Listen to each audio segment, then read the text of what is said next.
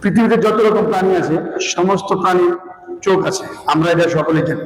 কিন্তু চোখ পৃথিবীর সকল কিছু দেখতে পাই, কিন্তু চোখের ভিতর কোনো কিছু যখন ঢুকে তখন চোখ কিন্তু সেটা দেখতে পারে না।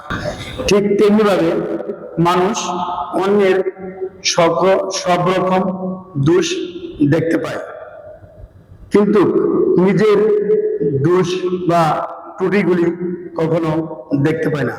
আমি আমার ব্যক্তিগত মতামত থেকে বলবো, আমি যে সমাজে বা যেখানে আমি জব করি, সেখানে আমার আশেপাশে যারা আছে বা থাকে, তারা যদি কখনো আমার ভুল ত্রুটি বা দোষ খুঁজে পায়, সরাসরি আমার সাথে কথা বললে আমি দোষগুলি থেকে মুক্ত হওয়ার চেষ্টা করব, এবং এই দোষগুলি যাতে আমার ভবিষ্যতে না হয় সেদিকে আমি পদক্ষেপ করব।